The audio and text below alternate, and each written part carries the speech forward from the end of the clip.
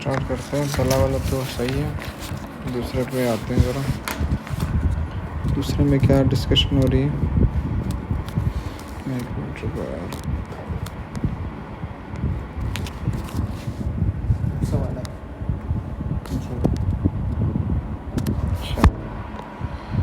अच्छा भाई, अब इसमें बात ये हो रही है कि ट्रांसफॉर्मेशन की बात हो रही है। तो ट्रांसफॉर्मेशन जो है इसकी वो खोलना ज़रा। हाँ ये रही, ठीक है। सो अब इसमें जो ट्रांसफॉर्मेशन की बात हो रही है तो हम ज़रा इसको देखते हैं कि इन एक्चुअल जो है वो क्वेश्चन क्या है हमारे पास। ट्रांसफॉर्मेशन में हम क्या कर रहे होते हैं, हम देखते हैं कि चेंज क्या है ना। तो एक तो ये मेरे पास है और एक ये मेरे पास, सही। तो इसमें अगर मैं देखूं तो चेंज मेरे पास जो है, जी, तो मेरे पास जो है ना 6x+5 का जो है ना एक चेंज मेरे पास आया है। लेकिन अच्छा, अब ये जो चेंज है ना ट्रांसफॉर्मेशन के अंदर, हम इस तरीके से नहीं बोलेंगे कि यार ये दो चीज़ें आ गई हैं। हमें देखनी है जो ट्रांसफॉर्मेशंस हैं, तो हमने ये देखना होता है कि वो इधर क्या चेंज आया, शुरू में क्या चेंज आया, या फिर इधर प्लस माइनस में क्या चेंज है। हम इस तरीके से बात कर रहे होते हैं। तो अगर हम यहाँ देखें, इसमें मैं अगर देखूँ दोनों को, तो अब अगर इसको, ये क्या है मेरे पास, ये है मेरे, इसको यूँ समझो कि ये यूँ है, ठीक है। तो अब ये वाला जो इसका जो फर्स्ट पार्ट है ना, फर्स्ट पार्ट तुमने किया है, तो फर्स्ट पार्ट भी सेम यही चीज़ है। फर्स्ट पार्ट क्या है, यही x+5 है, ठीक है। अब वो लिंक्ड होते हैं ना ये। तो अब उसको जब हमने कन्वर्ट किया इसमें, तो क्या बना वो x+3 2 + -4 है। अब अगर हम देखें तो इस x के साथ ये देखो, ये 3 आ गया। बाकी स्क्वायरिंग तो सेम है ना दोनों की, स्क्वायर है, इधर भी स्क्वायर है, ठीक है। एक तो ये चेंज आया है यहाँ पे, ठीक है, एडिशन हुई प्लस के अंदर, सही। अच्छा, अब ये जब इस तरह होता है कि लाइक x के साथ किसी चीज़ की एडिशन होती है हमारे पास, और तो अब ये क्या है, इसको हम कहेंगे ये हॉरिजॉन्टल ट्रांसफॉर्मेशन हो रही है, हॉरिजॉन्टल ट्रांसफॉर्मेशन हो रही है। अच्छा, इसी तरीके से ये पूरा का पूरा है, तो इस पूरे के साथ यहाँ पे कुछ भी नहीं था, ज़ीरो था। अब ये देखो इस पूरे के साथ ना यहाँ पे -4, तो यानी कि जो ट्रांसफॉर्मेशन तुमने पढ़ी थी, अब उसमें अगर हमारे पास इस पूरे के साथ कुछ प्लस हो जाए या कुछ माइनस हो जाए, तो लाइक f(x) है ना पूरा का पूरा, तो इसको हम कहते हैं यार ये हमारे पास अल्लाह भला करे आपका वर्टिकल ट्रांसफॉर्मेशन हो रही है, ठीक है। ये दोनों ट्रांसलेशंस हैं ये। इस केस में जब भी हम विदिन अंदर जो है वो x के साथ कुछ सब्ट्रैक्ट या ऐड होगा, और एज अ होल पूरे के साथ कुछ ऐड सब्ट्रैक्ट होगा, तो हम इसको कहेंगे ये एक ट्रांसलेशन है। अभी वर्टिकल और हॉरिजॉन्टल ट्रांसलेशन है। तो अब हम इस तरीके से लिखते हैं इसको, x का सिंबल चेंज होगा, y का सिंबल चेंज नहीं होगा, x ऊपर आता है, तो ये -4, तो ये इस फैक्टर से ट्रांसलेशन हुई है इसकी, ठीक है। ये देख सकते हैं यहाँ पर, ठीक। सिंपली ये इसमें बताना था, ठीक है। तो ये आपको इसमें ये इसका टेबल पता होना चाहिए, ट्रांसलेशन आपकी अच्छी होनी चाहिए, ठीक है। इसका साइन चेंज होना चाहिए और इसका सेम रहता है। हाँ ऐसा ये हाँ वो ट्रांसफॉर्मेशन के टेबल में ये बताया हुआ मैंने। अच्छा, ये तो ये वाला हो गया। अच्छा, अब आगे चलते हैं हम दूसरे क्वेश्चन की तरफ। अच्छा, ये दूसरा क्वेश्चन आपने किया है, तो इसके अंदर पहला वाला आपने छोड़ दिया। पहले अगर हम देखें तो क्या हो रहा है, ये सिंपली यहाँ से क्लियर पता चला कि ये इंटीग्रेशन है। तो अब इस इंटीग्रेशन का ये मतलब है कि पहले तो इंटीग्रेट करेंगे हम इसको, इस पूरे को हम इंटीग्रेट करेंगे। अब इंटीग्रेशन में मैंने बताया था कि हम डिनोमिनेटर में कुछ नहीं रखेंगे, हमने इसको ऊपर लाना है। अब इसको हम इंटीग्रेट करेंगे, ये लिमिट्स हम डाल रहे हैं। तो इंटीग्रेशन में क्या होता है कि पावर जो है उसमें क्या हो जाता है, +1 हो जाता है, और ये चीज़ नीचे लिखी जाती है, और x का कोफिशिएंट जो है वो लिखते हैं, तो यहाँ तो कुछ नहीं है, तो 1 है। अच्छा जी, अब इसका जो अगर मैं देखूँ तो ये हो जाएगा 2 और x+2 और -1, x+2 और -1 अपॉन -1, तो इसको यूँ लिख सकते हैं -2 अपॉन x+2, वो नीचे आ जाएगा। तो ये इंटीग्रेशन हो गई है। अब यूँ करके हम लिमिट्स डालेंगे इसमें। अब अगर देखेंगे तो इस लिमिट का क्या मतलब है कि पहले ये वाली लिमिट डलेगी इन्फिनिटी, और पे 1 डलेगी, और दोनों आपस में माइनस हो जाएंगे। तो जब इसमें एक दफ़ा इन्फिनिटी x नीचे है, तो नीचे अगर इन्फिनिटी आ गया, ऊपर जो भी है मेरे पास, तो एज अ होल ये 2/∞ 0 होता है, ठीक है।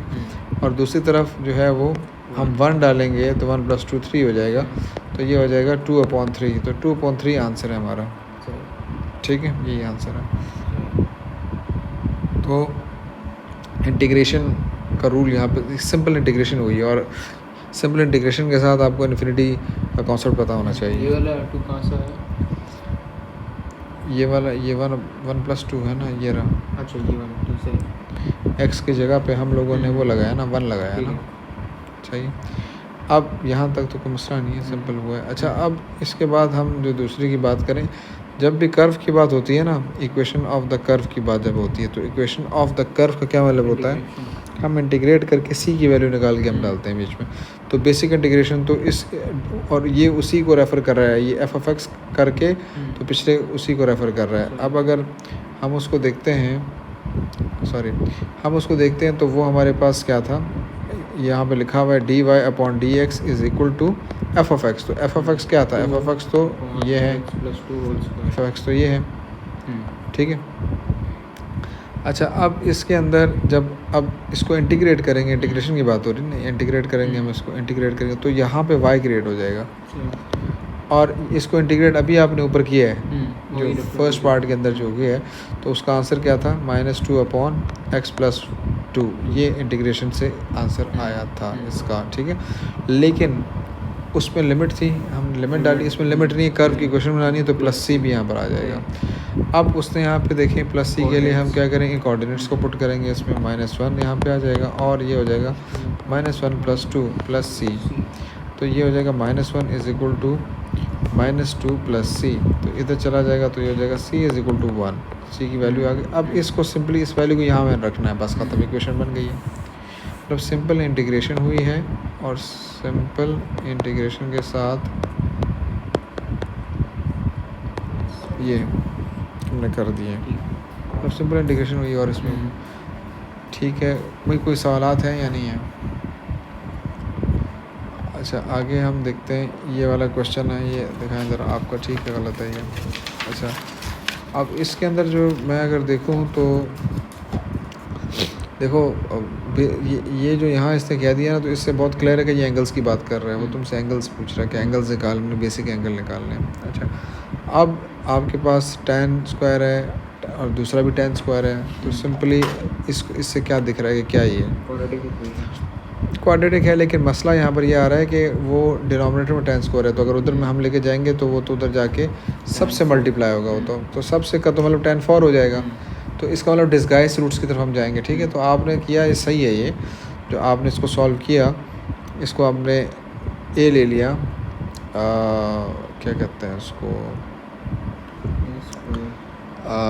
tan² जो है ना, tan² थीटा, इसको आपने a ले लिया, ठीक किया, तो +1 अब = 2/a आपने ये किया, तो 3² + a - 2, ये बन गई चीज़ हमारे पास, आपके पास भी ये चीज़ बनी है। अब जब इसको हमने सॉल्व किया तो आपके पास क्या आया, a = क्या आया, 2/3 आया, और a की दूसरी वैल्यू क्या आई, -1 आई। अब इसमें हम tan² रखेंगे, क्या रखेंगे, tan² थीटा रखेंगे, क्योंकि इसके साथ रिप्लेसमेंट हुई थी, तो अब इसका रूट ले लेंगे ना, इसका तो रूट लेना, हमें तो tan चाहिए, tan² तो नहीं चाहिए। आपने यहाँ आगे गड़बड़ की है, फिर इसके बाद डायरेक्ट tan, जी, अब जब tan का रूट हम ले लेंगे ना, तो ये क्या हो जाएगा, ये प्लस माइनस में वैल्यू आ जाएगी, 2/, अच्छा रूट है ये ना, तो +- जी ये हो जाएगा 1, और ये फिर यहाँ पर यूँ हो जाएगा tan θ -(-) ठीक है। और फिर इसके साथ इस पे जब अप्लाई हो तो ये सॉल्व नहीं होगा, ये -1 में वैल्यू नहीं, -1 जो है ना, उसका क्या कर सकते हैं हम, रूट नहीं निकाल सकते हैं, तो ये सॉल्व नहीं होगा, ये ख़त्म हो जाएगा, ठीक है। अच्छा, अब इसके बाद देखें, ये पॉजिटिव है तो किस कोऑर्डिनेट्स में पड़ा हुआ है, ये इन दो में, और ये नेगेटिव है तो किस कोऑर्डिनेट में पड़ा हुआ है, ठीक है। अच्छा, अब बेसिक एंगल निकालें भाई, क्या है वैल्यूज है हमारे पास, tan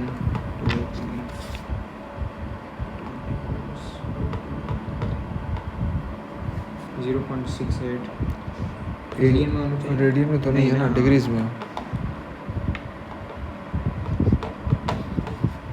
39.23 39.23 और 39. 2 3 ठीक है। अच्छा अब ये जब निकालूंगा मैं तो ये क्या हो जाएगा, ये एंगल चाहिए मुझे और ये वाला एंगल मुझे चाहिए, तो ये हो जाएगा 39.23 हो जाएगा। 180 से माइनस होगा, 180 से 270 से प्लस करना होगा, 180 में प्लस करना होगा, 270 तो कभी भी नहीं आता इसमें यार। वो क्योंकि रेंज तो सॉरी 180 तक दी हुई है ना, 180 तक दी हुई रेंज। देखो ना ये सारा चाहिए, ये एंगल और ये एंगल चाहिए, तो ये तो सारा प्लस हो जाएगा ना। अच्छा, सही। तो 180 तक की रेंज दी हुई है, तो बस फिर नहीं निकालेंगे, ये एक आंसर आ गया। अब इधर भी वही चीज़ होगी, 29.23 हो जाएगा और ये भी 39.23 हो जाएगा। तो ये तो निकाले नहीं, ये वाला निकालेंगे हम। तो इसके निकालने का मतलब है कि हम माइनस करेंगे, तो माइनस करो 180 से।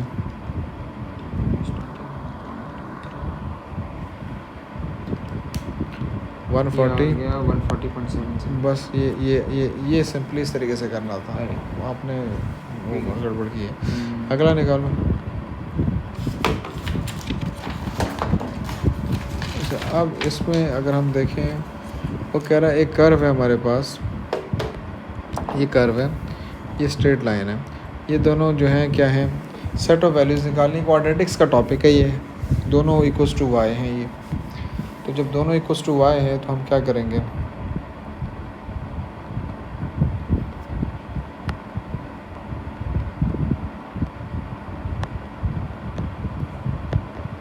सिंपली इसको सॉल्व करेंगे कि बहुत सिंपल वो कह रहा है। देखो 2 डिस्टिंक्ट पॉइंट्स बोल रहा है वो, 2 डिस्टिंक्ट पॉइंट का मतलब b square minus 4 is greater than equal to नहीं ग्रेटर देन होगा। अच्छा, ग्रेटर देन होगा क्योंकि 2 डिस्टिंक्ट पॉइंट्स हैं, इक्वल रूट्स का मतलब वो इक्वल भी होता है, इक्वल रूट जब होता है तो होता है, टेंजेंट बोल दे इक्वल बोल दे तो होता है। तो अब इसको मैं जब एडजस्ट करूँगा, 3x² है माइनस 4x है माइनस mx, इधर ले आया मैं सब कुछ, 4 minus m plus 1 equal to 0। तो 3x² minus 4x minus mx plus 5 minus m, ये आ गया मेरे पास। इसमें तुमने मिस्टेक की है ना, 4 माइनस 1 तुमने क्यों किया है, जब साइड चेंज करेंगे तो सिंबल तो चेंज हो जाएगा, सिंबल चेंज हो जाएगा।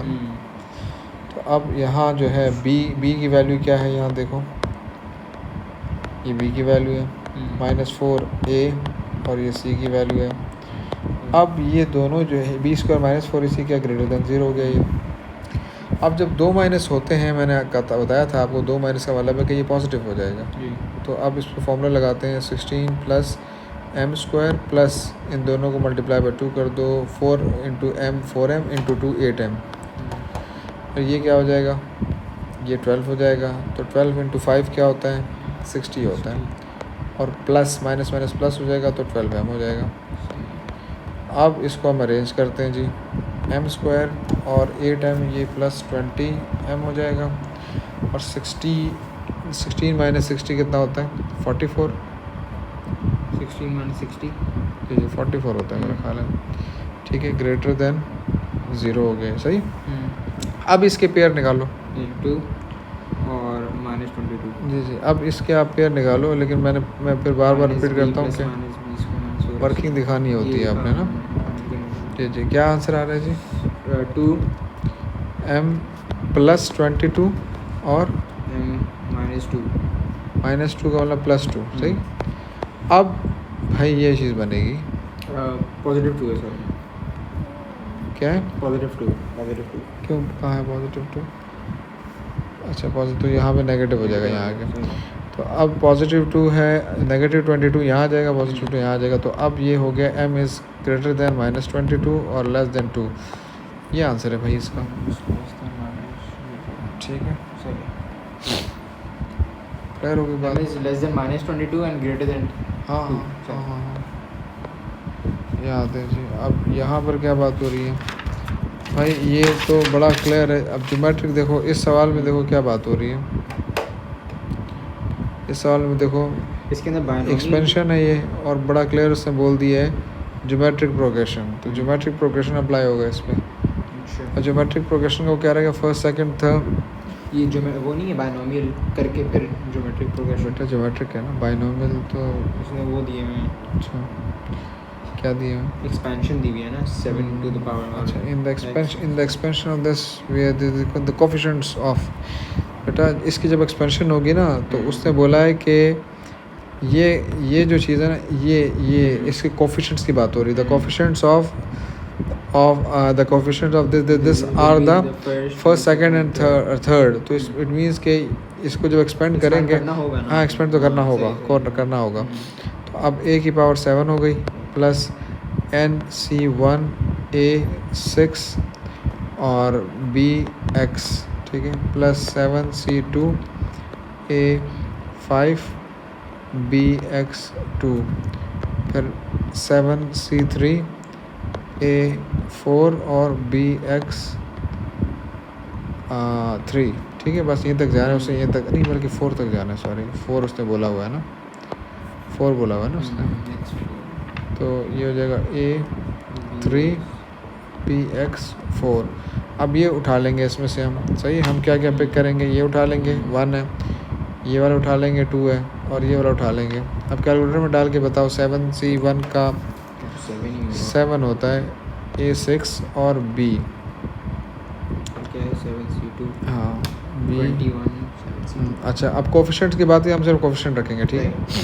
अच्छा, अब इसके बाद दूसरा क्या है जी, 7C2 21 है, 21 A5 B स्क्वायर, ख़त्म, X स्क्वायर नहीं, ठीक है। 7C4 क्या होगा, 35, ठीक है। ये 3 टर्म्स आ गए हमारे पास। अब इसमें वो A/B बोल रहा है। भाई A/B का मतलब क्या है कि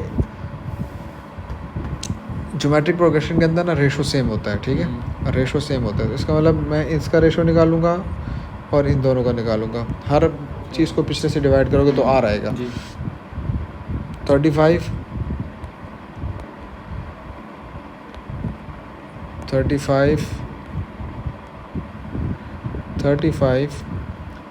A3 B4 upon 21 A5 B2, ये एक रेशो हो गया, इक्वल्स टू, अब दूसरे रेशो पे आते हैं, अपॉन ये दूसरा रेशो हो गया, ठीक है।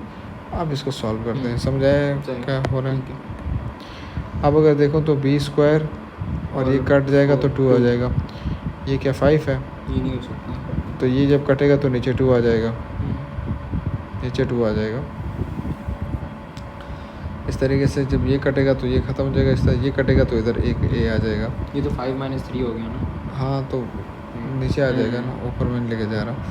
तो ये हो जाएगा 7 5/3 है, 7 5 और 7 3 इधर भी हो जाएगा, 3 7 1। अच्छा, अब अगर मैं देखूँ तो मेरे पास क्या बचा, मेरे पास बचा ये 5/3 और वेरिएबल में मेरे पास B स्क्वायर बचा, और नीचे बचा मेरे पास A2, यहाँ बचा 3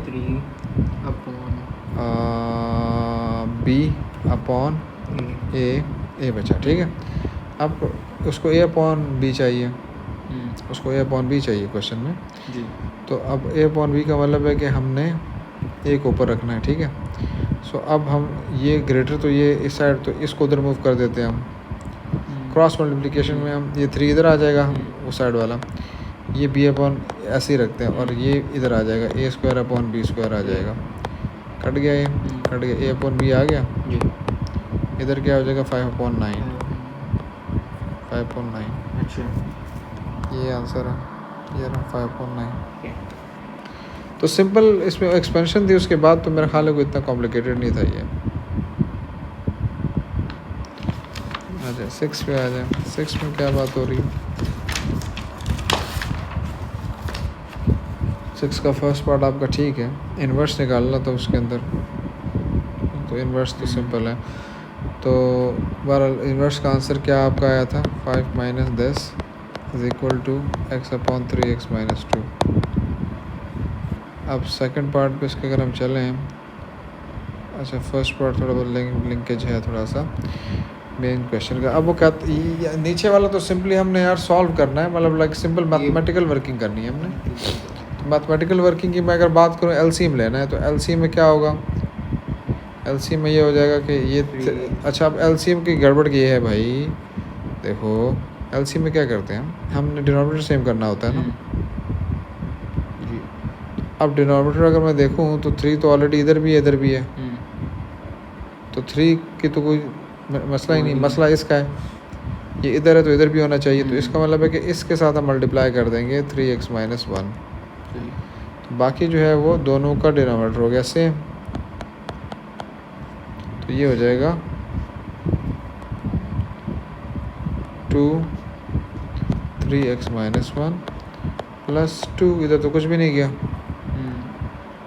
समझाया क्या हुआ? तो ये हो जाएगा 6x minus 2 plus 2 upon 3x minus 1 cancel हो गया, तो 6x अपॉन, जी जी, इसको ब्रैकेट को इस वजह से नहीं खोलेंगे कि उससे उसके नीचे सिर्फ ये चाहिए, तो हम नहीं खोलेंगे, तो कट गया ये, तो ये हो गया 2x अपॉन 3x माइनस 1। ये काम था यहाँ पे। सही। अब इसके अंदर वो रेंज की बात कर रहा है आपसे कि रेंज क्या होनी चाहिए। अच्छा जी, अब अगर हम देखें पूरे सवाल को गौर से, ये सवाल है पूरा, ठीक है, और इसके अंदर उसने डोमेन डिफाइन कर दी है कि ये ग्रेटर देन 1/3 होना चाहिए, ठीक है, लेस देन ग्रेटर देन होना चाहिए, ठीक है। अब मसला ये है कि मैं अगर भाई इसको अगर रखता भी हूँ ना तो इन्फिनिटी बात चली जाती है। मैं अगर 1/3 को यहाँ रखता हूँ ना, मैं अगर 1/3 को इस क्वेश्चन में रखता हूँ, इसके अंदर क्वेश्चन की तरह 2x अपॉन 3x माइनस अच्छा 2x अपॉन 3x माइनस, अमूमन जो चीज़ बताई जाती है, एक केस ये होता है कि यार जो उसने डोमेन दिया हुआ है ना उसको उठा के हम रख दें, सही है, तो हमारे पास रेंज आती है, लेकिन दिमाग का इस्तेमाल करना होगा। तो थिंग इसके मैं यहाँ अगर 1/3 रखता हूँ ना तो ये हो जाएगा 0, 1 माइनस 1 0 हो जाएगा डिनोमिनेटर में, तो वो पॉसिबल नहीं है, ठीक है, वो तो पॉसिबल ही नहीं है। अच्छा, अब इसके अंदर हमें किस तरह पता चलेगा रेंज क्या है भाई? देखो बात सुनो, अगर मैं देखूँ ना तो ये एसिम्पटोट फंक्शन है, ये कौन सा फंक्शन? एसिम्पटोट फंक्शन।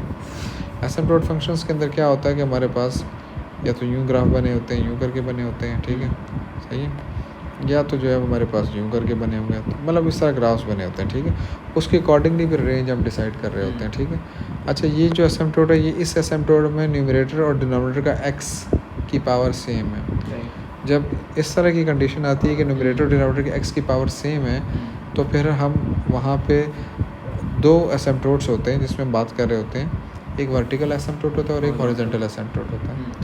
तो हम जब रेंज की बात करते हैं तो रेंज के अंदर आपका वर्टिकल एसिम्पटोट, हॉरिजॉन्टल एसिम्पटोट काउंट होता है, ठीक है, रेंज के अंदर। तो वर्टिकल एसिम्पटोट और उसकी रेंज की बात करेंगे, डोमेन की बात करेंगे, तो फिर हम वर्टिकल एसिम्पटोट को निकालेंगे। तो हॉरिजॉन्टल एसिम्पटोट के लिए अभी तो रेंज हम अब तो रेंज में हॉरिजॉन्टल एसिम्पटोट निकालेंगे। हॉरिजॉन्टल एसिम्पटोट इस केस में जब दोनों सेम होंगे तो क्या निकालते हैं हम? इसको हम डिवाइड करते हैं, क्या करते हैं? इसको डिवाइड करते हैं। डिवाइड करेंगे तो डेसिमल में आ जाएगा। अच्छा, अब इसका मतलब है कि ये जो है ना, ये हॉरिजॉन्टल एसिम्पटोट जहाँ पर भी होगा, लेट सपोज अगर ये क्या 2/3 है ना, तो लेट सपोज अगर ये 2/3 है ना, तो यूँ 2/3 लग जाएगा। तो इसका मतलब है कि इसको लाइन ने क्रॉस नहीं करना, ये बॉर्डर डल गया है, ठीक है, बनेगा तो ऊपर बनेगा। अच्छा, अब एक और चीज़ भी देख लें, ये पूरा का पूरा जो है ना क्या है, ये पॉजिटिव है ये, तो पॉजिटिव का मतलब है कि एक इधर बनेगा, ठीक है, और एक जो है ना वो इधर बन जाएगा, ठीक है, इधर बन, लाइन ऊपर है ना तो इस वजह से मैंने थोड़ा ऊपर बना दिया ये, ठीक है, क्लियर हो गया यहाँ तक बात? अच्छा, अब वो क्या कह रहा है? वो कह रहा है कि ग्रेटर देन, डोमेन कहाँ दे रहा है वो? ग्रेटर देन 1/3, 1/3 किधर आएगा? यहाँ पे आएगा, तो इससे इस साइड का डोमेन दे रहा है, ठीक है। अच्छा, इससे इस साइड का दे रहा है, तो पीछे वाला तो डोमेन दे नहीं रहा, तो इस साइड के ऊपर ये ग्राफ कहाँ पड़ा हुआ है? ये ग्राफ यहाँ पड़ा हुआ है, तो और ये वाला पॉइंट जो मैंने निकाला था ये 2/3 था, तो इसका मतलब 2/3 से रेंज ग्रेटर है, तो रेंज क्या हो जाएगी? ग्रेटर देन 2/3, ये रही। भाईजान, ये इस तरह की ये पूरी आपके पास नॉलेज होनी चाहिए, बहुत डिटेल में पहले भी डिस्कशंस हुई हैं इस पर ना। अच्छा, अब आते हैं इस पे 7 पे। 7 में क्या हुआ है यहाँ पे कि वो कहता है शो करना है हमने, फर्स्ट सेकंड था वो arithmetic progression this and this, ठीक है, ये फर्स्ट टर्म है और ये टर्म है किसका? ये अर्थमेटिक प्रोग्रेशन के अंदर, जी जी जी जी, ठीक है। अब वो डिफरेंस पूछ रहा है क्या है, तो डिफरेंस का मतलब क्या है? डिफरेंस में अमूमन हम क्या करते हैं, हम अगले से पिछला माइनस करते हैं, जी। ठीक है। सो अगला मेरे पास है tan square upon, cos square जी जी, tan square upon cos square theta cos square theta minus 1 अपॉन cos square cos square theta. सही, डिनोमिनेटर तो सेम है। जब डिनोमिनेटर सेम है तो ये क्या हो जाएगा, cos स्क्वायर हो जाएगा। ऊपर क्या आ जाएगा, minus tan square minus 1, minus tan square minus 1।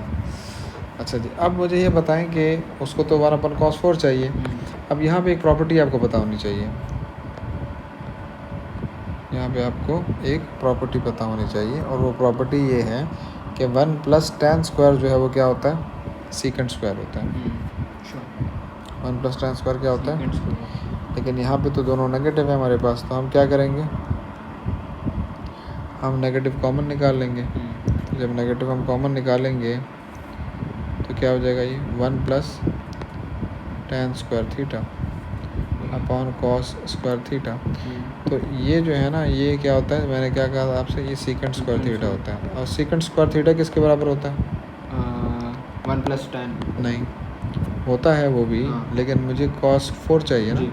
तो सीकेंट होता है, सीकेंट का रेसिप्रोकल क्या होता है, सेकंड cos का रेसिप्रोकल है। जी। तो सीकेंट इटसेल्फ किसके बराबर है, 1 अपॉन cos स्क्वायर के बराबर है, और नीचे तो cos स्क्वायर ऑलरेडी एक पड़ा हुआ है, तो ये हो जाएगा 1 अपॉन cos 4 थीटा हो जाएगा। ठीक हो गया यहाँ तक, सही है, समझ आया। इसको भाईजान यहाँ तक हो गया। हम यहाँ देखो भाई, अब इसका जो सेकंड पार्ट है, 13th टर्म कह रहा है वो, कहता फाइंड द एग्जैक्ट वैल्यू। जब एग्जैक्ट वैल्यू की बात करते हैं ना, तो इसका मतलब क्या है कि आपको जो आंसर है ना, वो रूट के अंदर जो जिस फॉर्म में आएगा ना फ्रैक्शन में, आपने उसी फॉर्म के अंदर छोड़ना होगा वो, सही। अच्छा, अब इसके अंदर जो है हमारे पास अगर मैं देखूं तो हमारे पास 1 अपॉन cos स्क्वायर था। अब प्रोग्रेशन तो कौन सी प्रोग्रेशन है, ये जो ये अर्थमेटिक प्रोग्रेशन, अर्थमेटिक है ना। 1 अपॉन cos स्क्वायर है, एक मिनट और मुझे क्वेश्चन खोल के रखो यहाँ पे। 1 अपॉन cos स्क्वायर थीटा है, और दूसरा क्या है इसका, माइनस क्या है, minus tan square theta upon cos square theta upon cos square theta. ठीक है, ये क्या है। अच्छा, अब 13 टर्म निकालना है, तो भाई पहले तो हम क्या करेंगे, सिंपल है यार, 1/6 पाई को इसमें डाल दो। जी। तो कैलकुलेटर के अंदर आप जो है ना, मुझे हम डालेंगे इसमें, तो हम लिख रहे हैं जी 1/cos, और उसमें अच्छा एक तो रेडियन में कन्वर्ट करना ज़रूरी है क्योंकि रेडियन में बात हो रही है, ठीक है। तो 1/6 पाई और क्लोज, तो ये आ गया 2√3/3, सही, ये आ गया। फिर अब आगे रखते हैं हम, दूसरा केस में करते हैं माइनस tan, नहीं सॉरी एक मिनट, नहीं गलत हो गया, स्क्वायर भी तो लेना है भाई, स्क्वायर है इसका, 4/3 आंसर आएगा। 4/3 जी, स्क्वायर भी तो लेना है, स्क्वायरिंग हुई है ना। जी। फिर अब इसके बाद ये देखो, मैं सिंपल कैलकुलेटर पुट कर रहा हूँ, कोई रॉकेट साइंस नहीं कर रहा मैं। माइनस आएगा tan, और tan में क्या, 1/6, अच्छा पाई नहीं, पाई इधर रखना है, शुरू में रखना है पाई, और अब स्क्वायर ले लेंगे, ठीक है, स्क्वायर है अपॉन, अब cos पे आ जाते हैं, cos 1/6 और पाई और स्क्वायर, ठीक है जी, -4/9, ठीक है। अब ये आ गया अर्थमेटिक प्रोग्रेशन है ना, तो ये आ गया। अब इसको सिंपली क्या करना है, a + n - 1 d, हाँ अब n की जगह 13 रख देंगे। हाँ माइनस, अब इसका अच्छा, अब हम वो भी तो निकालेंगे कि जो गैप कितना है, तो गैप तो 1 अपॉन, जी, गैप कितना है, 1 अपॉन -1 है ना। पिछले पार्ट में हमने किया था ना, जिसमें उसने आंसर निकाला था हमने, क्या आंसर हमारे पास आया था,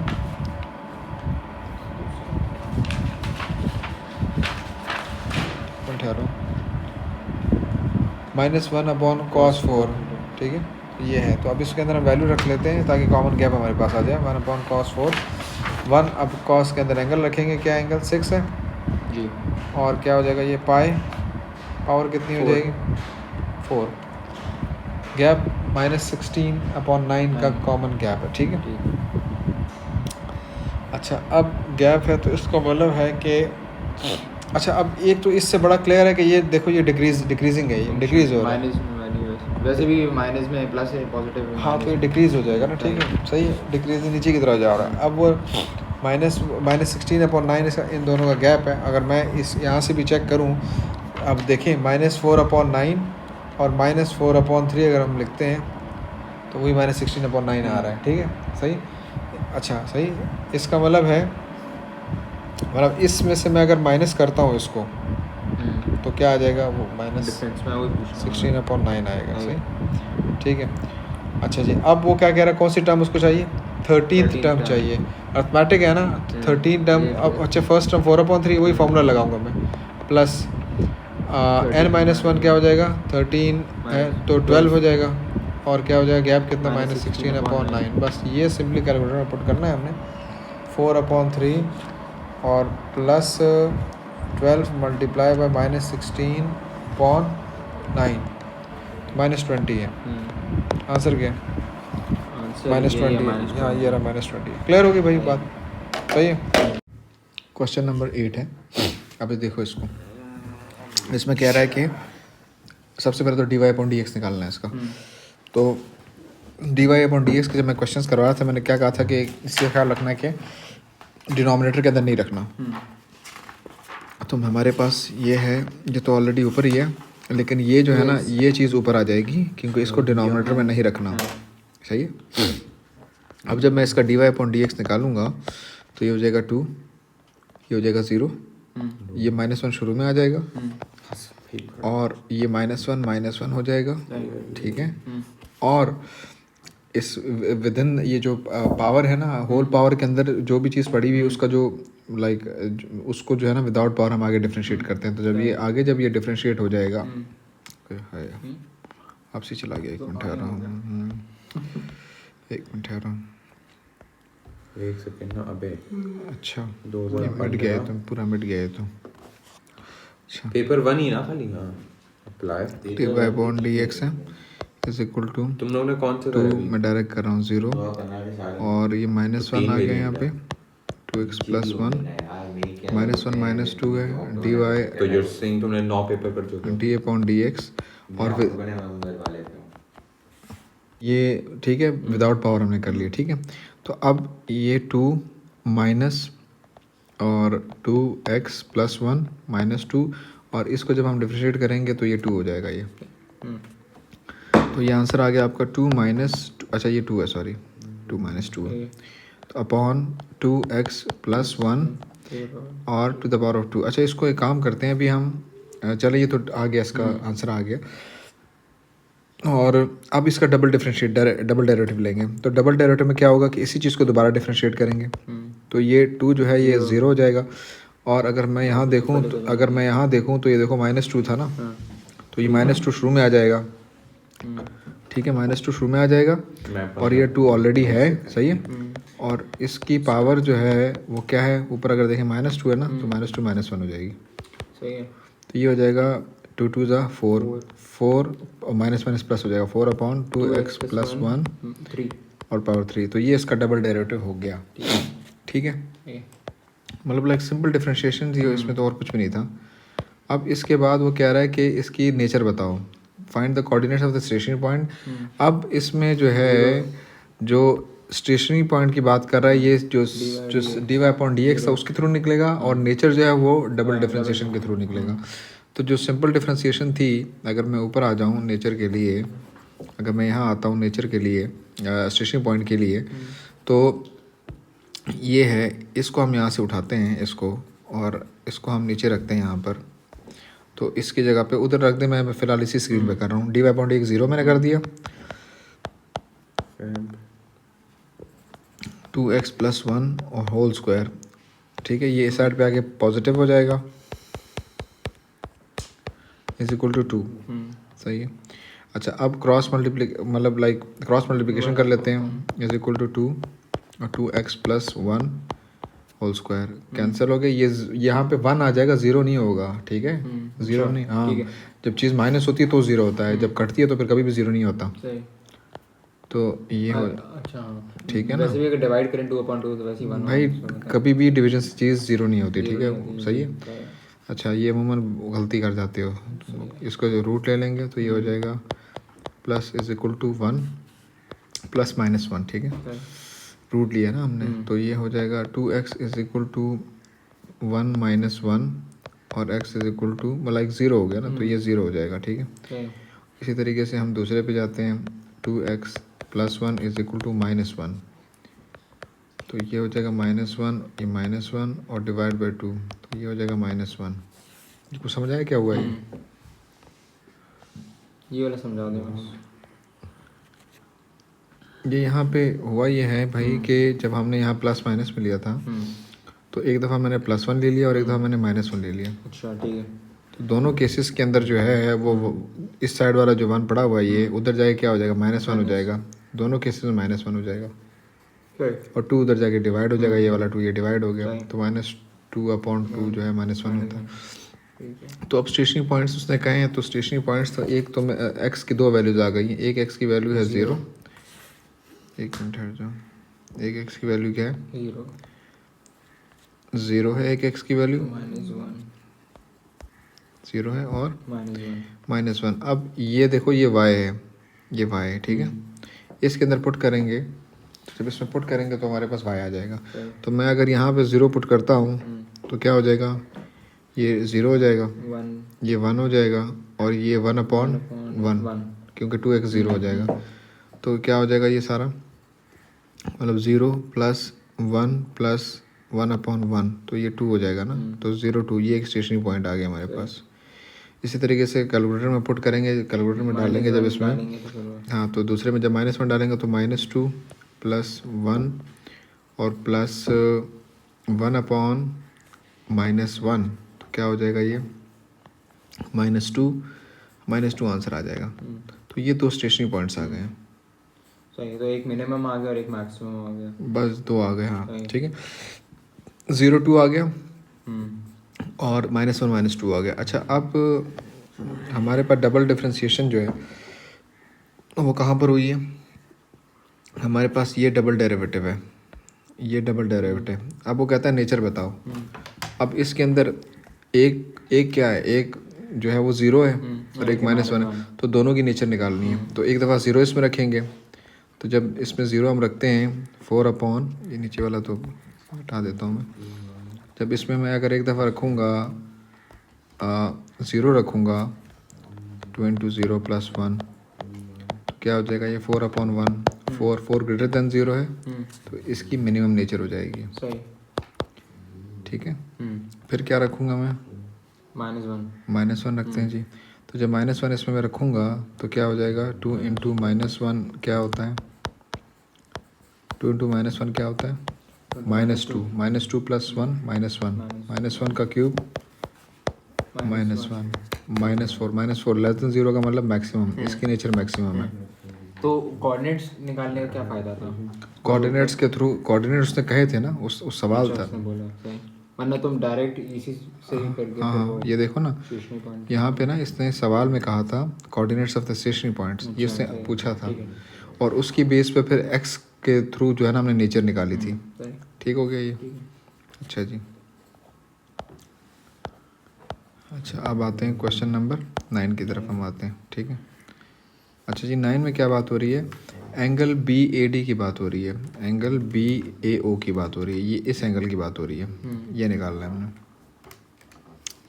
अब ये तो बड़ा सिंपल है। अच्छा अब ये देखो ये राइट एंगल नहीं है, मतलब हम एजम्पशन नहीं कर सकते, हम इसमें एजम्पशन नहीं कर सकते कि यार ये राइट एंगल है, ये तो टेढ़ी हो या ना हो, लेकिन जब तक उसने क्लियर बोला नहीं हो हम एजम्पशन नहीं कर सकते इसमें, ठीक है।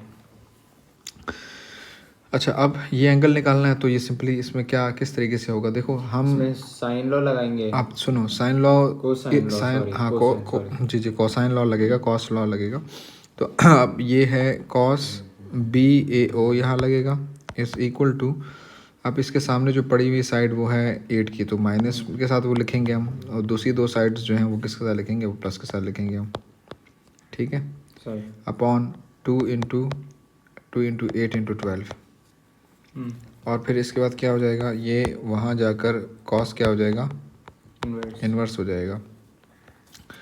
अच्छा अब अगर मैं देखूँ यहाँ पर तो ये तो देखो ये वाला तो स्ट्रेट सीन गॉन ख़त्म, ये तो स्ट्रेट कैलकुलेटर से करेंगे लेकिन तो कट रहा है ना सीधा, ठीक है। और वो क्या हो जाएगा 144 अपॉन 16 और वो करो ज़रा 96 टू ज़ा क्या होता है 192 हो जाएगा, 192 हो जाएगा। 192 हाँ 192 है।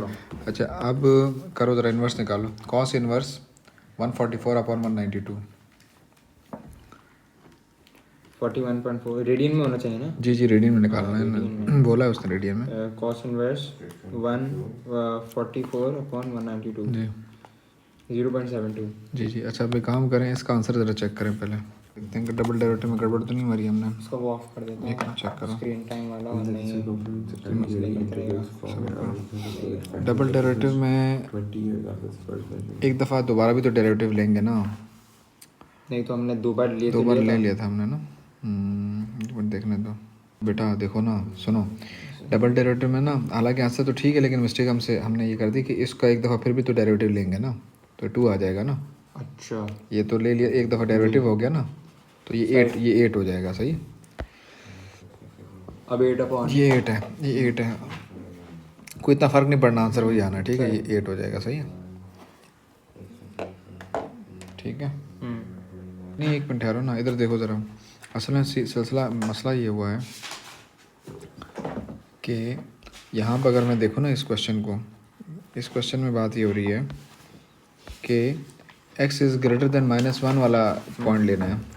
हमारे पास कौन से पॉइंट्स आए थे, एक ये आया था पॉइंट 0, एक हमारे पास 0 आया था और एक हमारे -1 आया था। तो वो कह रहा है भाई x की वैल्यू जो है वो इससे ग्रेटर वाली लेनी है, वो 0.5 से, तो इस वजह से इसको हम कंसिडर नहीं करेंगे, ये नहीं करेंगे कंसिडर, वो कंसिडर करेंगे। तो उसकी जो नेचर आई वो नीचे पर हमने निकाल ली, ठीक है। अच्छा ठीक है, हो गया ये। अच्छा अब क्लियर हो गई बात। अब फिर ये वाला भी हम लोग कर रहे थे। अच्छा ये क्वेश्चन ठीक है।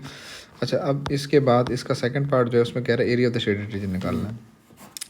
अब area of the shaded region की अगर हम बात करें तो अब लाइक बड़ा क्लियर है कि देखो ये एक सेक्टर है ये, ठीक है, क्योंकि हाँ क्योंकि यहाँ पर इन्होंने कहा हुआ है कि B C is the part of a circle with centre A, with centre A. इसका मतलब है कि ये सेंटर है और ये हमारा क्या हो गया, कि एक पूरा सेक्टर बन गया।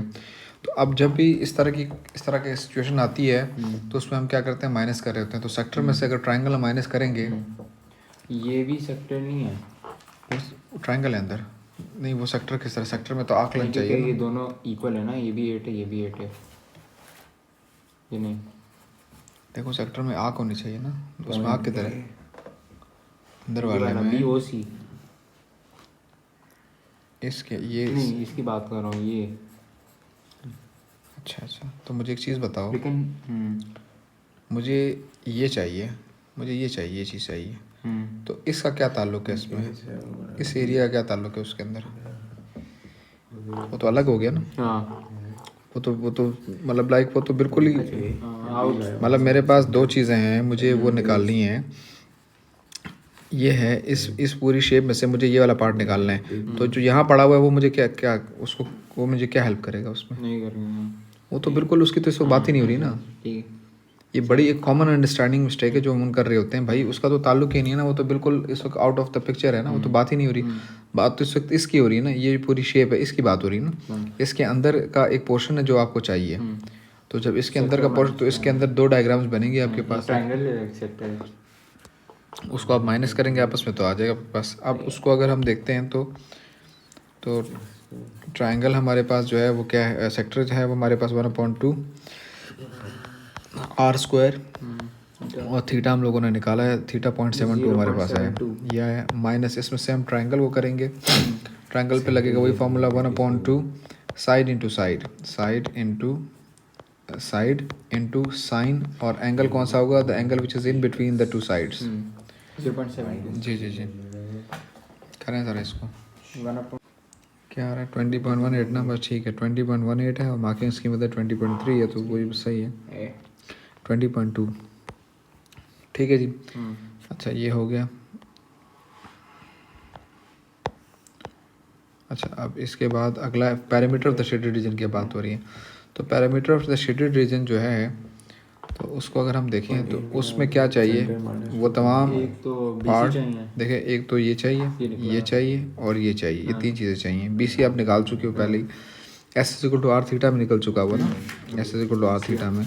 तो R क्या है, R 12 था और ये 0.72 था, तो ये निकल चुका। ठीक है, 8.64, ठीक है, ये हो गया BC। अच्छा, वो तो ऑलरेडी हमारे पास है, BO तो हमारे पास ऑलरेडी है 8। अब ये अच्छा, ये भी हमारे पास है, टोटल 12 है, 12 है ये, तो 12 - 8 करेंगे 4 हो गया। तो 8.64 प्लस 8 प्लस 4 करो, 20.64 20.64 है। हाँ ठीक है, 20.7 है, 20.64 ठीक है, सही है भाई। इसमें है कोई क्वेश्चन है? सिंपल, हमने ट्रिग्नोमेट्री यूज़ हो रही है यहाँ पे ना। क्वेश्चन नंबर 10 पे आ जाते हैं। क्वेश्चन नंबर 10 में बात हो रही है, एक कर्व है, उसकी एक इक्वेशन है, और वो ये कह रहा है कि x इज़ ग्रेटर दैन 0 होना चाहिए और k is the positive constant होना चाहिए। It is given that when x is 1/4 the gradient of the curve is this. Gradient of the curve का मतलब है कि भाई मुझे पहले ग्रेडियंट निकालना होगा ना इसका।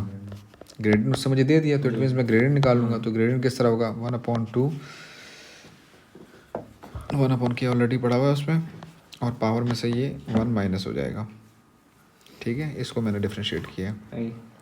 फिर प्लस अपना माइनस 1/2 नीचे आ जाएगा, 1/2 में से 1 माइनस हो जाएगा, और ये आगे 0 हो जाएगा ये, क्योंकि इसके पास x है नहीं यहाँ पर। अब ग्रेडियंट उससे क्या दिया हुआ है, 3 दिया हुआ है, तो ग्रेडियंट 3 यहाँ रख देंगे हम। ठीक है, अब ये हो जाएगा 1/2k, सही है। और ऊपर x को मैं ऊपर सॉल्व कर देता हूँ, तो ऊपर जो ये वाला x है, ये क्या हो जाएगा, जब इसका हम सब्ट्रैक्ट करेंगे LCM लेके, तो -1/2 हो जाएगा। और इसके साथ क्या होगा, 1/2, और ये जो ऊपर x है इसके साथ क्या होगा, ये हो जाएगा -3/2। अब LCM अगर मैं लेता हूँ, तो LCM यहाँ पर k नहीं है ना, तो LCM में यहाँ पर k आ जाएगा, इस पूरे को मल्टीप्लाई बाई k कर दूँगा। तो बेस मेरे पास क्या बन गई है नीचे, 2k। समझ आ रहा है या नहीं आ रहा?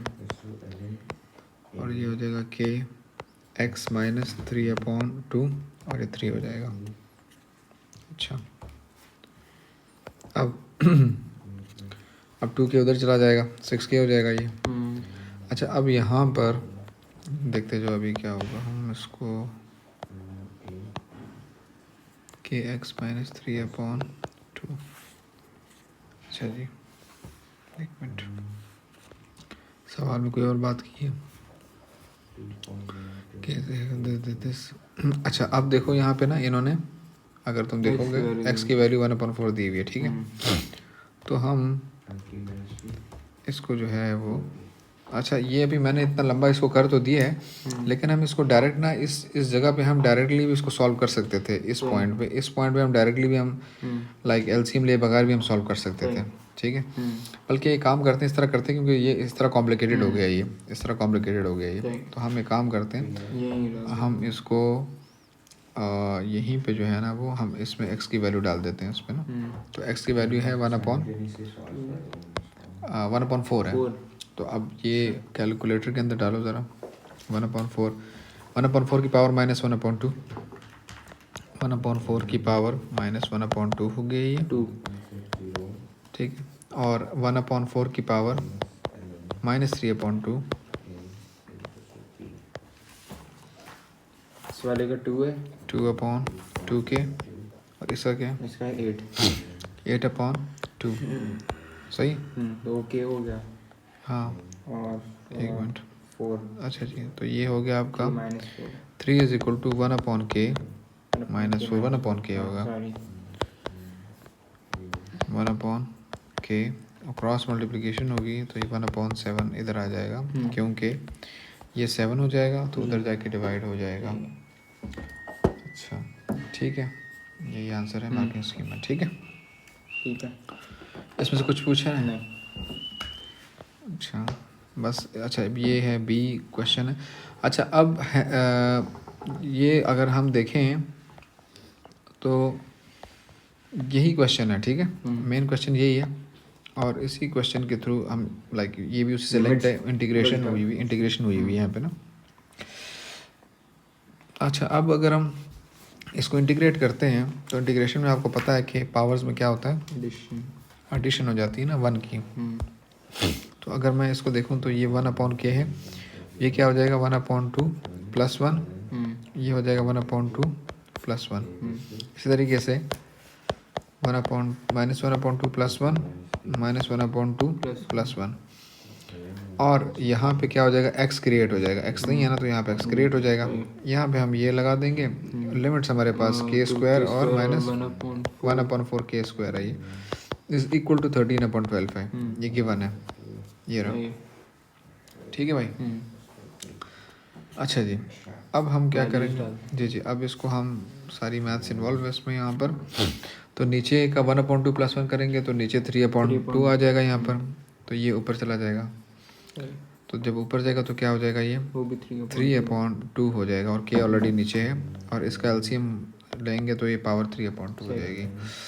दूसरी जगह पे जब हम इसको करेंगे सॉल्व तो ये 1/2 हो जाएगा। तो जब 1/2 होगा तो ऊपर जाएगा तो क्या हो जाएगा, 2 हो जाएगा, और इसकी पावर हो जाएगी 1/2। इसी तरीके से ये जो है ये क्या हो जाएगा, ये सिंपली इसमें कोई चेंजिंग नहीं आएगी, ठीक है भाई यहाँ तक। अच्छा जी, अब अगर हम लिमिट देखें तो लिमिट्स क्या है हमारे पास, लिमिट्स हमारे पास है k² है। अब k² की लिमिट है हमारे पास, k² है और 1/4k² है, इक्वल टू 13/12 है ये। अब k² जो है सब में k² पुट होगा और फिर माइनस करके पुट होगा, तो काफ़ी वर्किंग है भाई। तो ये k तो एज इट इज़ आ जाएगा, यहाँ पे k² पुट हो जाएगा, x के पुट होगा, इधर भी k² पुट हो जाएगा, इधर भी k² पुट हो जाएगा, तो ये पूरा का पूरा k² पुट हो गया माइनस। अब इस सब के अंदर 1/4 k² पुट होगा, और फिर वही यहाँ पर भी वही होगा 1/4 k² की पावर 1/2, और फिर यहाँ पे क्या होगा 1/4 k²/k²। ठीक है भाई, कैलकुलेशन है बहुत सारी इसमें, तो मेरी कैलकुलेशन तुम्हारी अच्छी होनी चाहिए। इक्वल टू 13/12 में मेरा ख्याल है ये। अब अगर मैं देखूँ यहाँ पर तो ये कैंसिल हो जाएंगे, तो 3/2k और ये हो जाएगा k की पावर 3, ये कैंसिल हो जाएंगे, तो ये हो जाएगा +2k, ये कैंसिल हो गया तो ये हो गया 1 माइनस, आगे मैं ब्रैकेट लगा रहा हूँ कि माइनस से चीज़ें चेंज होंगी। अच्छा अब ये जो है ना यहाँ पे 3/2 यहाँ पर है, तो ये अगर हम देखें तो ये 4 पर भी उस पर भी है, तो करो ज़रा 1/4 की पावर 3/2 क्या होगा, 1/8, तो ये हो गया 1/8 और k³ हो जाएगा वो, क्योंकि वो k अपना जब काटेगा स्क्वायर तो हर नंबर का अलग है उसका नाम, जी जी। इस तरीके से 1/4 का अगर मैं करता हूँ तो 1/4 का तो आएगा 1/2 और ये k हो जाएगा, क्योंकि k अपना काट देगा और स्क्वायर, और 1/4 का ये होगा, ये कट गया, +1/4 इज इक्वल टू 13/12। जी भाई, तो सूरत हाल काफ़ी ज़रा गंभीर है, इसमें देखते हैं कोई मिस्टेक तो नहीं है, मुझे थोड़ा सा डाउट हो रहा है कि कहीं पे कोई गड़बड़ मारी है हमने, मेरा ख्याल है, देखते हैं। ओ भाई ये कट गया, स्क्वायर हो गया ये 3/2,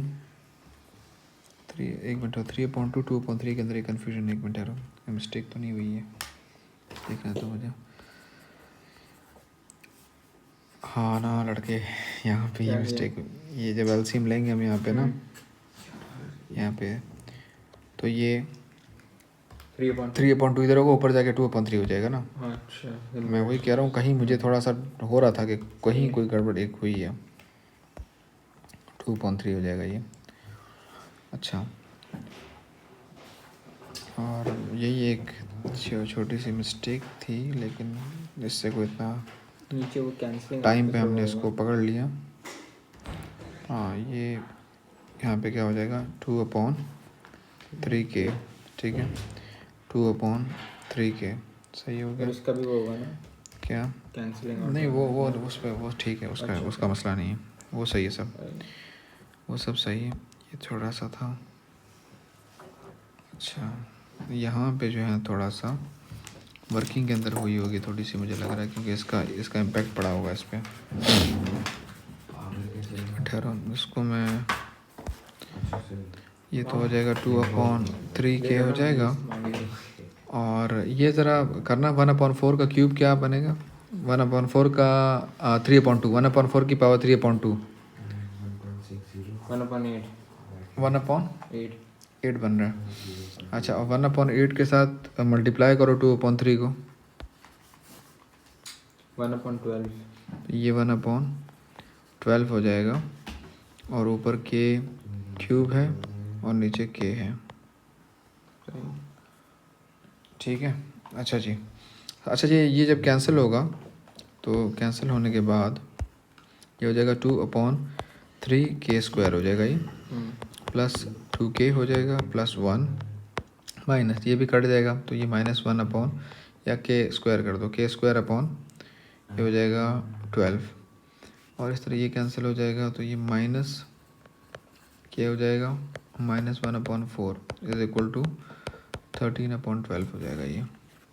भाईजान सिंपली वो मैथमेटिकल कैलकुलेशन चल रही है, बाकी कॉन्सेप्ट जो है ना वो ऊपर डिस्कस हो गया।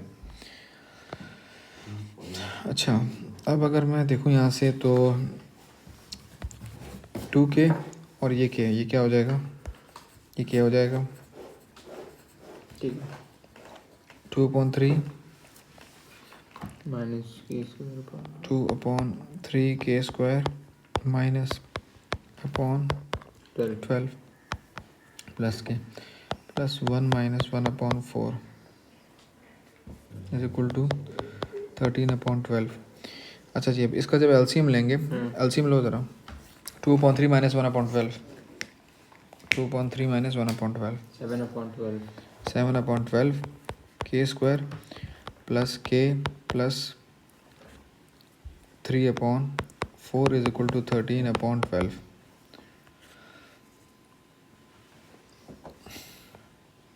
कितने नंबर का है ये? 5 नंबर का क्वेश्चन है, फुल वर्किंग सही वाली करवाई है इन्होंने, ठीक है। अच्छा जी, ये हो गया है। अब इसके बाद अच्छा जी, अब आसान तरीका ये है कि डिनोमिनेटर जितने हैं ना उसका एलसीएम क्या होगा, डिनोमिनेटर 12 है, 12 4 12, डिनोमिनेटर का एलसीएम 12 होगा, तो इस सबको मल्टीप्लाई बाय 12 कर दो तो ये कट जाएगा सारा, 7 का स्क्वायर रह जाएगा, यहाँ पे 12k हो जाएगा, यहाँ पे हो जाएगा, जब ये कटेगा तो ये 3 हो जाएगा, तो 3 3 9 इज इक्वल टू 13, तो 7k² प्लस 12k माइनस 9 - 13 -4 होता है। अब इसका ज़रा फैक्टर निकालो, उधर तो वर्किंग दिखानी होगी, लेकिन ये कि ये ज़रा क्या आंसर आ रहा है कि कम 7 12k और -4, 7 12 और -4 2/7 और -2 -2। अच्छा, अब यहाँ देखो ज़रा, हमारे पास जो इन्होंने कहा है, इन्होंने यहाँ पे कोई रिस्ट्रिक्शन लगाई नहीं लगाई, ग्रेटर देन ज़ीरो बोला है तो शुरू -2 में। नहीं ले सकते। हाँ, तो -2 क्वेश्चन के शुरू में बोल दिया था। तो 2/7 जी जी, तो अब हम इस वजह से -2 नहीं लेंगे, और ये हमारा आंसर है, ठीक है भाई, ठीक है। ठीक है। अच्छा, तो अब ये इसके बाद अब लास्ट क्वेश्चन की तरफ हम जा रहे हैं। लास्ट क्वेश्चन हमारा जो है वो क्या है,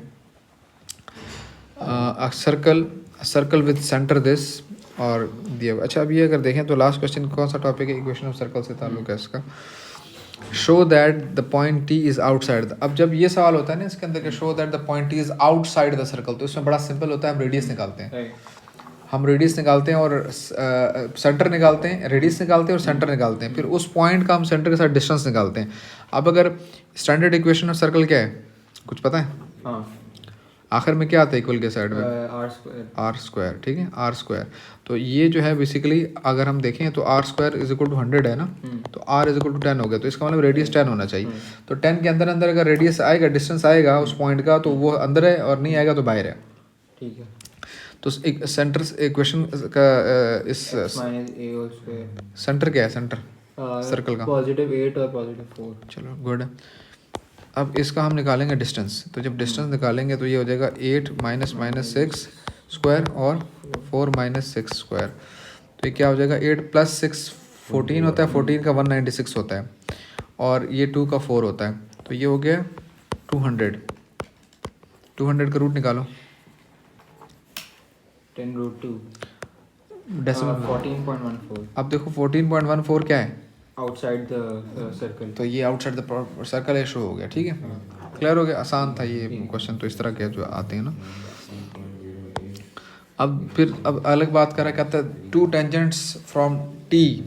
अब ये जो पॉइंट है, ये पॉइंट क्या, ये पॉइंट टी है, जो -6 है ना, ये पॉइंट टी है।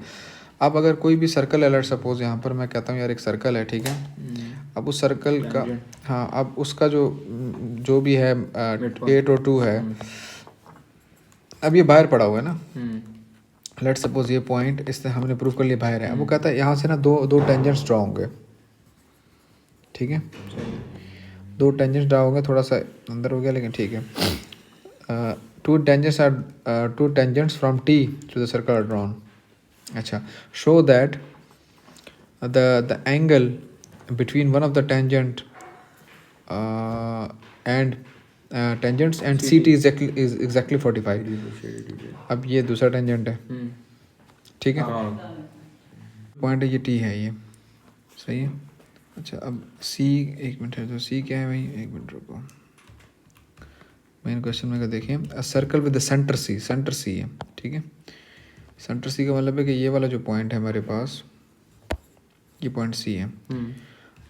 अब अच्छा, हाँ, ये बन जाएगा ना ये, तो इस एंगल की बात कर रहे हैं, वो कह रहा है कि वन ऑफ द, ये एंगल या ये angle, one of the tangent and C T, इन दोनों के बीच में ये, अब ये टेंजेंट जा रहा है ना, तो ये जो है ना, ये 45 है, ये बताना है हमने। अच्छा, तो जो भी टेंजेंट होगा, तो ये बात तो बड़ी क्लियर है कि वो क्या होगा, ये तो 90 बनेगा ना, चाहे इधर आए चाहे उधर आए, तो 90 बनेगा, और लाइन बना सकते हैं, या ये 90 है, ये 90 होगा, ठीक है, और ये रेडियस भी हमारे पास 10। ठीक है, यूज़ होगा ना। देखो यहाँ गौर से, ये वाला है, नीचे वाला है ना देखो यार, देखो ये है ना, राइट एंगल ट्रायंगल है ना यार, सिंपल। ये क्या अच्छा, है, ये ऑपोजिट है, ये ऑपोजिट है ना, ये एंगल यूज हो रहा है, तो ये ऑपोजिट है, तो ये क्या है, हाइपोटेन्यूज हो गया। सही है, मुझे लगा हाइपोटेन्यूज यहाँ तो साइन इनवर्स 10/tan√2 होगा, और ये 45 डिग्रीज आ रहा है, ठीक है, इस तरीके से होगा भाई, ठीक है, सही है। तो एक मिनट ठहरो, ये हो गया। अच्छा, अब इसके बाद इसका 2 पार्ट्स और हैं इसके, 11 भी है, 11 ही चल रहा है ये, 11 ये 11 है। 2 tangents touch the circle at A and B. Find the equation of the line AB. Given your answer is this form, 2 tangents touch the circle at A and B. यानी कि वो ये कह रहा है कि ये जो पॉइंट्स हैं जहाँ पे वो टच कर रहा है, ये पॉइंट्स जो है, ये वाला पॉइंट जो है, ये क्या है, ये एक B कर लेते हैं, ये B है और ये A है। अब इन दोनों पॉइंट्स को जो है वो एक लाइन इन दोनों पॉइंट से मैच हो रही है, मिल रही है, तो वो क्या है हमारे पास, उसकी इक्वेशन हमने बनानी है। सेविंग तो कर रहे हैं ये रहा। Find the equation of the line, 2 tangents touch the circle eight A and B, find the equation of the line AB। अच्छा,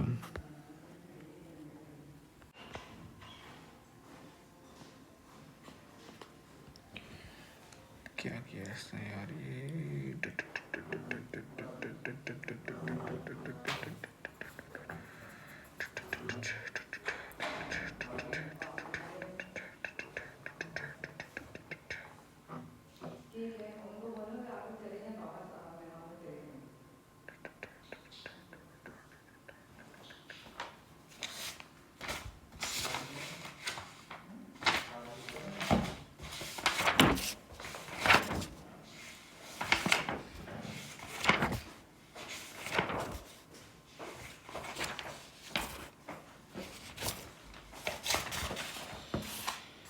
8,4 है यार ये, इसको मैं 2 समझ रहा था मैं, तभी वो हो रहा था 8,4 है ये। ठीक है भाई, तो समझ आ गया कि क्या है। अब यहाँ इसमें जो लॉजिक यूज़ हो रही है ना, मैं दोबारा रिपीट कर रहा हूँ कि यहाँ पे अगर हम देखें ना तो इस क्वेश्चन में, एक मिनट मैं इसको ज़रा थोड़ा सा वो कर देता हूँ, क्या कहते हैं उसको, मिटा देता हूँ, मिटा के दोबारा बना देते हैं, सॉरी। ये है वाकई, ये काफ़ी अच्छा सवाल था ये,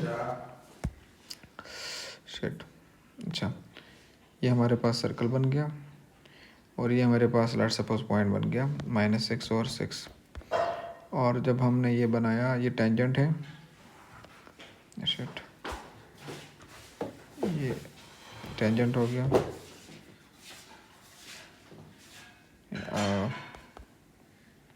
चलो जैसा भी है यार, ये टेंजेंट क्या होगा, टेढ़ी लाइन बन रही है यार, ये एक बन गई लाइन, ये लाइन बन गई, ये 90 है हमारे पास, ये भी 90 है हमारे पास, ये बीच के जो हमने बनाए थे ये 45 के थे, तो ये मिल के 45 90 बना देगा, ये 90 हो गया पूरा, ये पूरा 90 हो गया। अच्छा, इसी तरीके से ये अगर 45 है तो ये वाला भी 45 जो हो जाएगा इस ट्राइंगल का, तो ये भी 45 हो जाएगा, तो ये पूरा का पूरा 90 बन गया। तो अब ये बन गया एक ऐसी शेप जिसके चारों एंगल्स क्या हैं, 90 हैं, चारों एंगल्स 90 हैं। तो जब चारों एंगल्स 90 होते हैं, वो या तो आपके पास जो शेप्स होती हैं रेक्टेंगल में होता है, या आपके पास वो स्क्वायर में होता है, ठीक है।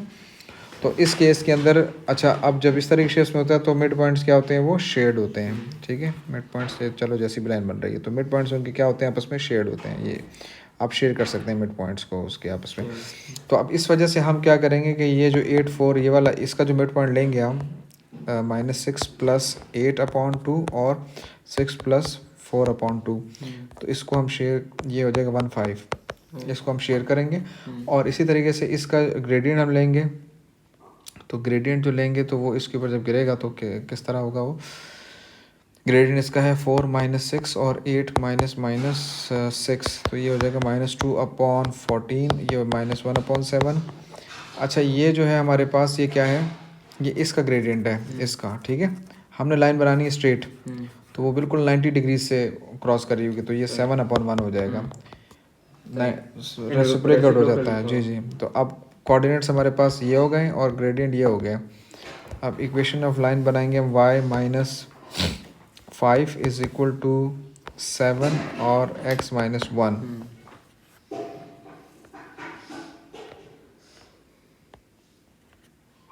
तो y = 7x - 7 + 5, y = 7x - 2, ठीक है जी, ये हो गया।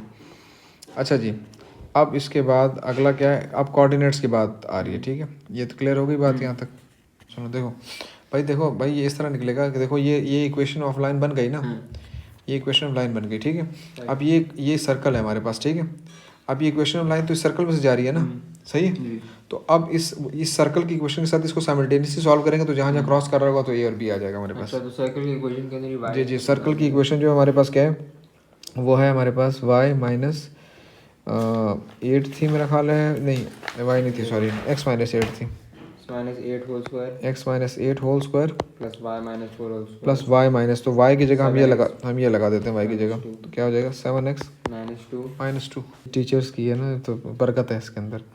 अच्छा, अब इसमें हम इसको पुट करेंगे 7x - 2 और -4 और होल स्क्वायर = 100, सही। अब ये इसको एक्सपेंड कर रहा हूँ मैं, ये x² हो जाएगा प्लस 64 हो जाएगा, 8 का स्क्वायर 64, 8 × 2 16x, मैं डायरेक्ट एक्सपेंड कर रहा हूँ, ठीक है। अच्छा, ये क्या हो जाएगा, -4 और -2 क्या हो जाएगा, -6 हो जाएगा ना, तो मतलब ये यूँ हो जाएगा 7x - 6 स्क्वायर हो जाएगा ना।